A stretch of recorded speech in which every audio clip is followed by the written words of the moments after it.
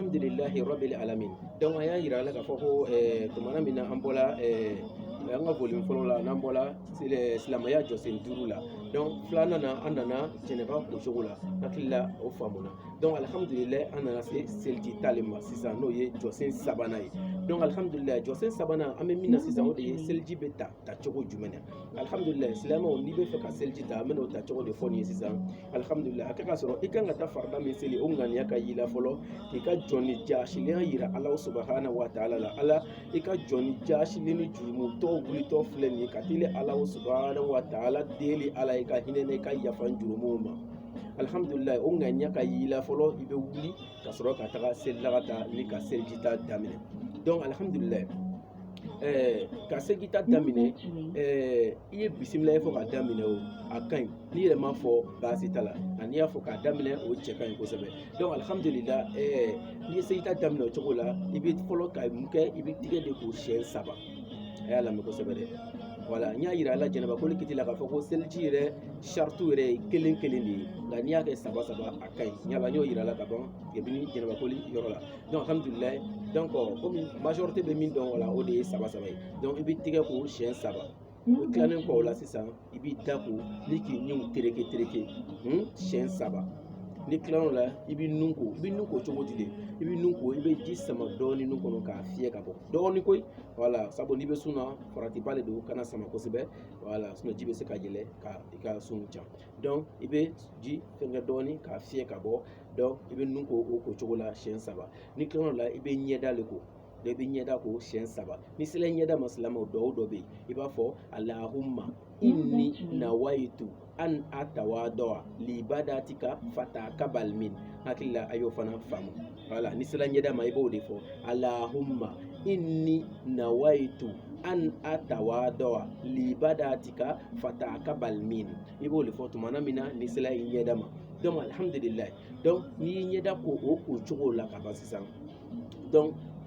i bɛ sɔrɔ sisan ka na i bolo ko k'a dan fo bolokuru la yan i b'o ko n'o ye droite ye i bɛ tila ka gauche fana ko i bɛ nin ko siɲɛ 3 ka tila ka nin fana kɛ o kocogo kelen na siɲɛ 3. Donc ni tilal'o la sisan i bɛ kunkolo masusa ka taa kɔfɛ o de ye diyagoya ye n'i y'a masusa ka na ɲɛfɛla la kɔ tuguni baasi t'a la. Donc alhamdulillahi n'i tilal'o la i bɛ sɔrɔ k'i tolo masusa dɔw bɛ kunkolo ji kelen kɛ ka tolo fana kɛ en même temps baasi t'a la nka n'i ye ji nin kulakulaya tuguni ka sɔrɔ ka tulo ta kɛ a pa o de cɛ ka ɲi. Donc alhamdulillahi donc tolo fana bɛ ko pas seulement ka a fɛngɛ ten tolo kɛnɛmala n'a so kɔnɔ la i b'a bɛɛ lajɛlen de ko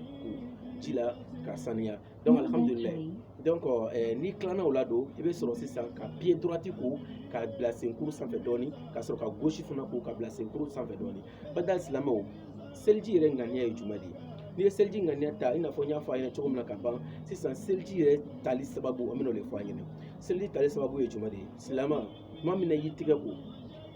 i ko Ala n filɛ ka n saniya ka bɔ n jurumu la Ala n b'i deli n bɛ fɛ ka gbɛrɛli Alahu la Ala i ka n saniya. Badal silamɛw n'i sera i da ma Ala ne ye fɛn dɔw fɔ yan sɔrɔ o ma bɛn Ala subhanahu wa ta'ala ma Ala n filɛ ka n da saniya yanni n ka gbɛrɛli Alahu la. Ala ne ye kasa dɔw sama nun na yan sɔrɔ o ma bɛn Alahu ma Ala n filɛ ka nun saniya ka gbɛrɛli Alahu la Ala n bɛ deli. Ala ne selen filɛ n ɲɛda ma Ala ne bɛ fɛ ka n gbɛrɛli Alahu la. Ala yan sɔrɔ ne ye fɛn dɔw filɛ min ma bɛn Allahumma Ala filɛ ka ɲɛ saniya. Donc n'i tilalna o la o cogo la ten k'i tulo fana saniya même chose Ala yan sɔrɔ ne ye fɛn dɔw mɛn n tulo la o ma bɛn Allahumma Ala filɛ ka n tulo saniya ka sɔrɔ ka gbɛrɛli Alahu la. Donc a bɛ ten ni sɔgɔliya bɛɛ lajɛlen ta o ŋaniya kelen de don k'a yira i la k'a fɔ ko seliji ta min filɛ nin i b'a kɛ la ka sɔrɔ ka gbɛrɛ Alahu la o gansan tɛ n'o tɛ n'i y'i ko o b'a ɲa o tɛ ya nka mun de kosɔn an bɛ seliji ta donc seliji ta kɔrɔ filɛ nin ye mes frères et sœurs donc n'an y'a kɛ a nafa n'a barika Ala ka hinɛ aw bɛɛ lajɛlen ma. Donc inshallah o ye seliji ta banni ye n'o y'an ka volume 3nan ye. Volume 3nan ye seliji tali de ye. Donc alhamdulillahi o ye seliji ta banni ye. Sisan an b'a ye dɔw bɛ n'u banna seliji ta la u bɛ dugawu dɔ kɛ u b'o bolo kɛ ten n'o banna dɔw b'a kɛ ten dɔw yɛrɛ bɛ yanni u b'a dan u b'a kɛ ten u bɛ ji kɛ ten ka kɛ ten o t'a la. Mes frères et sœurs o t'a la o ka ca musolakaw la u bɛ ji sama dɔɔni k'a fili ten o t'a la. Voilà o t'a la o ye geste dɔw de ye an y'o dabila ka bɔ diinɛ la. Donc ni kɛlɛ o kɛbaga n'i ma jurumu sɔrɔ i tɛna nafa foyi de sɔrɔ a la donc an k'o dabila. Donc alhamdulillahi hali n'i y'o ye i ka dugu imamba de la o dabila o t'a la voilà o t'a la o dabila donc alhamdulillah sisan ni tilana seli ta la dɔw min kan ka kalan n'a y'i diya i bolo kɛ ten n'a yɛrɛ y'i diya a jigi a bɛɛ de dama ka kan mais i b'i bolo kɛ ten ka mun de kɛ ka yira k'a fɔ e bɛ ala kelen masa kelen Dieu unique voilà o ŋaniya de don n'o tɛ boloko tɛ i y'a faamu voilà donc n'an y'a kɛ ten an bɛ mun de fɔ la ashhadu an la ilaha illallah wa ashhadu anna muhammadan abduhu wa rasuluhu voilà donc an b'o de fɔ la o yɔrɔ la ashhadu an la ilaha illallah wa ashhadu anna muhammadan abduhu wa rasuluhu donc a bɛ yiriwaya wɛrɛ la i b'a fɔ ashhadu an la ilaha illallah wa ashhadu anna muhammadan abduhu wa rasuluhu allahumma ij'alni mina tawabina wa ja'alni minal mutatahhirina wa ja'alni min ibadika salihina donc o ye riwaya wɛrɛ ta ye nka dɔw danna